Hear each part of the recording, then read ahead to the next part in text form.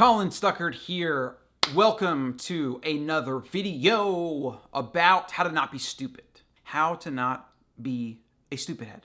That's a good title. How to not be a stupid head. I wonder how many people click on that. But in all seriousness, we're living in this world where we have tunnel vision and where we have echo chambers and where we go on the internet and we find things that affirms the things that we believe and think.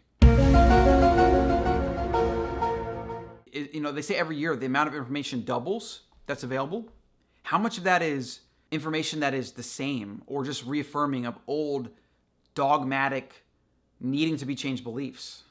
Yeah, there's a lot of information that's becoming more and more available. I suspect that there are still a lot of instances where science and just human thought is not progressing as fast as it should, especially when we have such a sharing of ideas. And the reason for this is the failing of the human brain. We have these very nasty buggers called cognitive biases or biases, however you like to pronounce it. And there's a whole host of them that have been studied and identified, etc. There's a couple I'm going to go over in this video, but then there's other things like where you spend your time and commenting and seeking out other people in forums and things that reaffirm what you believe. Like it's a big echo chamber of people saying like, oh yeah, I can't believe he said that, or I can't believe she did that, and it's so men are pigs and this and that, and like, that's racist, and all the BS that you get from online interaction, right? So much of it is BS. A lot of it really brings out the worst sides of human nature because of the various reasons. Like most of the things that people say online, they would never say to a person's face. Either they'd be scared to, or they would feel bad offending. Yet when someone gets on the internet, it's like everything goes out the door, and people will freely give, death threats, make racist comments, sexist comments, and just do all these things that just are really toxic to the human mind and toxic to society as a whole. And so I want to record a video today about how to not be stupid and how to not fall into some of these traps. And these are traps that you fall into as your mind. They're traps of behavior that you fall into when you get sucked into these type of things. And I even get sucked into YouTube comments sometimes myself. And I find myself wanting to respond to just the pure insanity and the pure stupidity because it just irks me that this person is out there in the world and has this really shitty opinion. And I feel like I have to do something about it.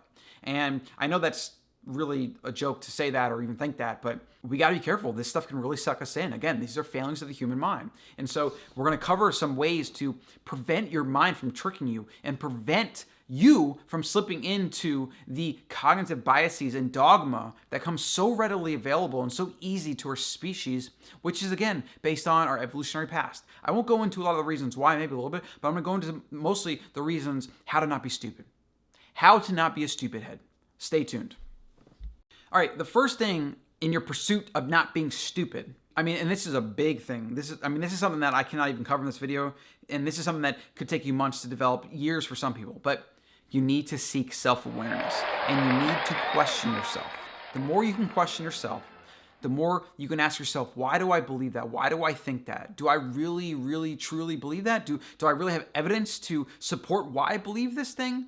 Or is maybe it better that I not take such a strong stance and I be a little less dogmatic, and I maybe say why, maybe. Why and maybe are probably the two greatest words in the human vocabulary for today. Why and maybe. Because too much of what we get sucked into is rigid dogma. And dogma is basically a set of beliefs that we hold as true, that we cling to. And you find it in religion, you find it in people that are racist, you find it in people that are sexist, you find it in people that just don't want to change their mind. You don't want to have a rigid mind. You don't want to have a dogmatic mind because it will literally, you're shooting yourself in the foot. Always. It will always come back to bite you. No matter how right you think you are, the more dogma and the more inflexibility of your mind and of your beliefs, the harder life is going to be for you. And this is just the way it is. Why and maybe is a lifesaver. Why and maybe could prevent school shootings and terrorism and fanaticism and all the things that really contribute to a lot of the problems in our world today. Why and maybe. And so the first point is to be self-aware. Ask yourself why and maybe. Challenge your every belief. Challenge your every statement. Challenge your every inner thought. Is this productive? Is this true? How do I know it's true? Because I read in some book somewhere. What if that author is wrong? What if that book is wrong? What if that scientific journal is wrong? What if that research study, this is a big one, people love to cite studies, even though the overwhelming majority of studies are not performed well. Some are blatantly biased, funded, like for example, by drug companies and food companies that are basically trying to fund research they can use in marketing to sell their shit products. And then in research, you have, it's just a guess. That's what people don't understand. Research is a hypothetical. It's a maybe.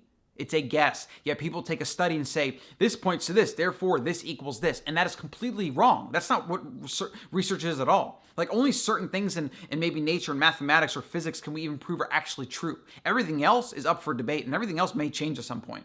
Like Einstein's E equals mc squared. There's even some people that have suggested that certain parts of that aren't true universally, even though up until, recently it was considered a universal law of physics in the universe, right? Maybe one day we'll completely change that theorem into be something else. You can't be rigid. You can't be dogmatic. The illusion of the expert. This is why they say most experts are not experts at all, because they convince themselves they're an expert and they don't actually open their mind to new ideas, new research, whatever. And you see this in nutrition and fitness more than anything. People that are a nutrition expert or a fitness expert, they don't stay up to date with the times. Even doctors, a lot of doctors don't stay up to date with like modern nutritional science or what we actually know. And so they're still recommending the food pre-merd or crap like that. Like it's insane. It's absolutely insane.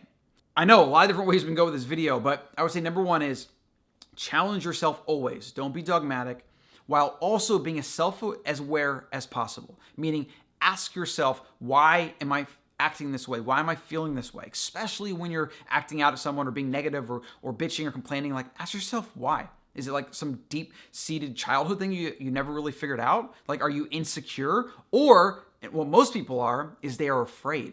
They're afraid or they're insecure. And so they lash out by attacking other people and projecting their insecurities and their beliefs and their dogmas onto other people. And that's exactly what you don't want to do. It's probably the root cause of almost all of the misinformation and all the dogma and all the bias and all the killing and the pillaging and all the crap that we go through in our modern world as a result of human fear. Be self-aware. Don't be afraid of being uncomfortable, and don't be afraid that you might be wrong. Be willing to change your mind. In fact, that will lead us into number 2, which is open your mind. And like I talked about number 1, why and maybe. That is the foundation for opening your mind. When you can ask why and maybe as often as possible, but not ask it in a pedantic or rhetorical way. Ask it so that you can open up the conversation in your mind to take in new information so that maybe you can change what you believe, or even, let's say, edit it. Like you could believe something to be true, but maybe you're fuzzy around the edges of why, or maybe there's some supporting points that you believe that aren't really supporting your point, that are actually dogmatic, that need to go. Like there's a lot of different ways to evolve your thinking. It's not always about just doing a 180 and say, I changed my mind, right? A lot of times it's like, I updated my beliefs, or I believe this now because of these other things, and this is like my broader worldview, and it's vetted, it's a little bit more thought out. That's a better way to be. When you can support the things you think, and when you have more information to support that, and you have more information as to why you think this, right? It's just going to be better for everyone. And so number 2 would be to open your mind as much as possible, use why and maybe, just like in number 1, to not only self-assess yourself and your mental state and your awareness, but also to just keep it open, keep the door open, right? You want your door open so that more information can come in. It can only make you better. That's the thing. And a lot of people are afraid of information. And you want to know why they're afraid of information? Because they're afraid of being found out. They have this deep fear that their worldview, which for most people is their identity, when people think a certain way, like that's their identity. And if you challenge that, you're attacking their identity, and people cannot have that, which is why you get all these social justice warriors and all this nonsense, which isn't based on discourse or dialogue. It's based on like yelling and shouting and protesting and not listening to the actual points, right? And it's sad because it is dogma, it's closed-mindedness, and ironically, the people that claim other people are racist or sexist or whatever, a lot of times the biggest bigots and the biggest racist and sexist individuals in the freaking world. And they project this onto others, and they virtue signal and say, you're this way, right? When the reality is they are that way. And I won't go down that rabbit hole, I promise. I won't go down that rabbit hole. Maybe another video will talk about that. But that's just a sign, and there's plenty of YouTube videos to watch. You don't want to go down that hole. And you go down that rabbit hole by being fixed and rigid, and then the next one. This is going to be a good one. Victimhood. Oh man, we're going to go that. It's going to be the next one. So how to not be stupid. 1, be crazy self-aware as much as you can be. 2, be crazily open-minded as much as you can be. And number 3, stop playing the victim. Don't play the victim.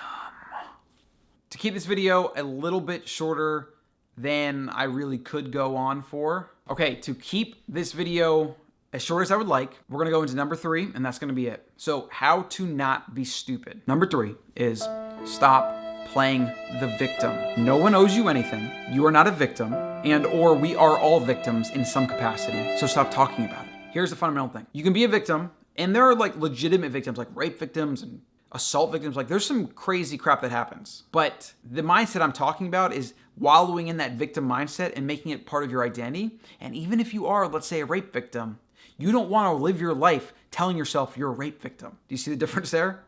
Because the latter is not going to help you. It's not. You're basically just reminding yourself of the trauma. And then whatever you feel that you're owed or deserve or whatever, it's going to manifest in that identity that you tell yourself, because I'm a rape victim. And then maybe you don't have a good relationship with members of the opposite sex. Or maybe you can't learn to trust people, or like all the things that can happen if you convince yourself that you're a victim.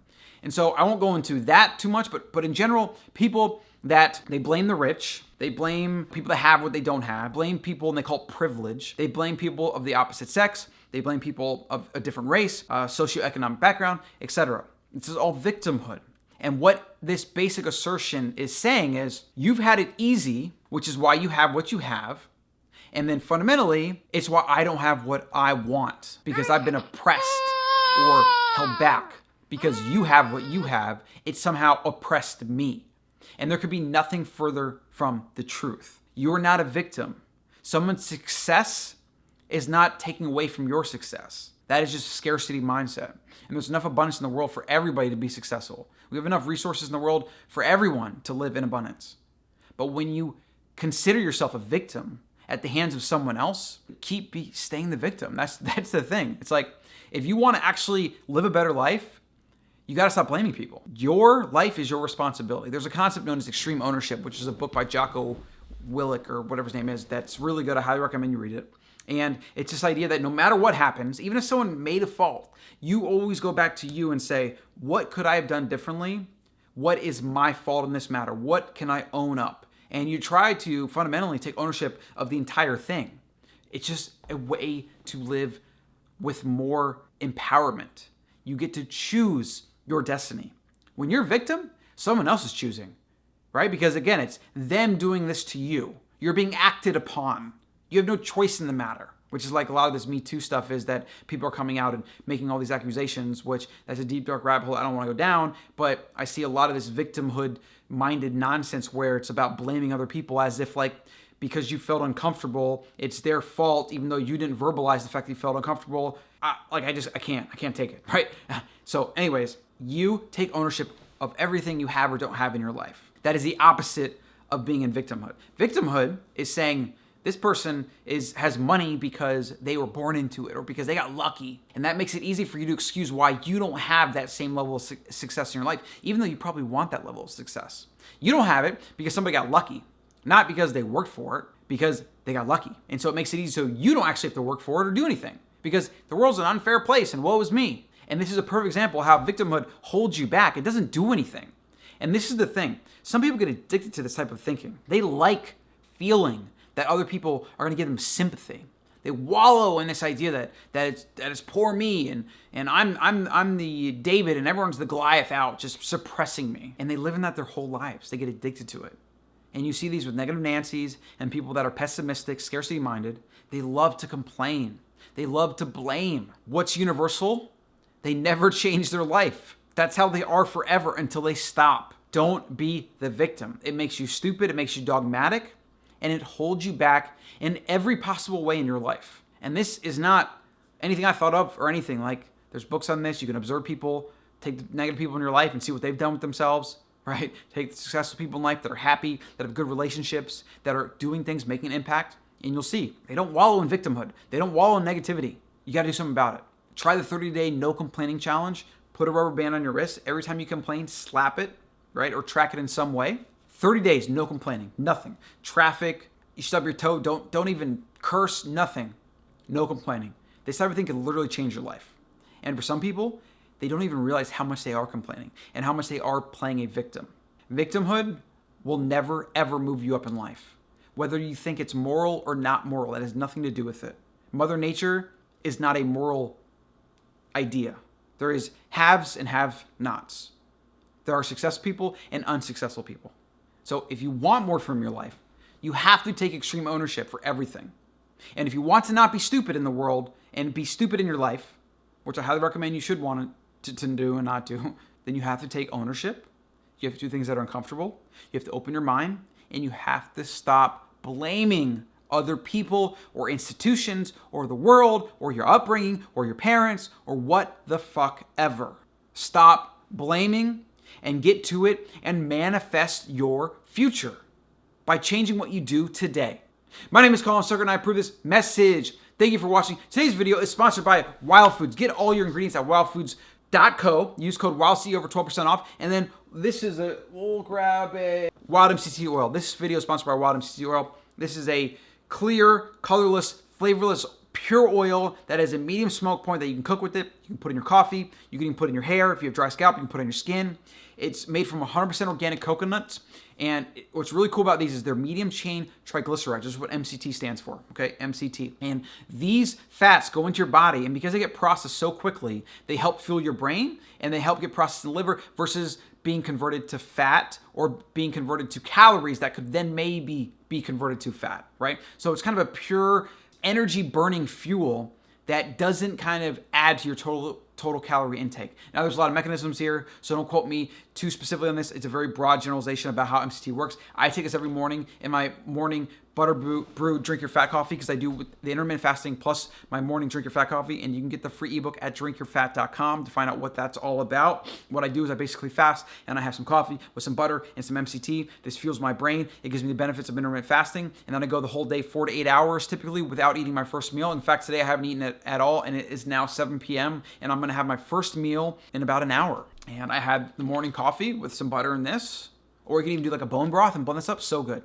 Okay. You can also cook with it, put it on your skin, take it as a shot. Great, great product. Highly recommended. So as always, make sure you take action with information provided here. Do your best to not be stupid. Do everything you can to be more self-aware. Don't be the victim.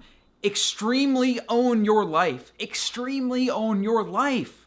It's the only life you get. Stop wasting and blaming other people. You might get sympathy points, but it's not gonna get you shit. It's not gonna get you better relationships. It's not gonna put money in your bank account. It's not gonna give you a chance to travel and see the world and make an impact. Victimhood is a perfect way to stay in the same place and to have excuses as to why you haven't done great things.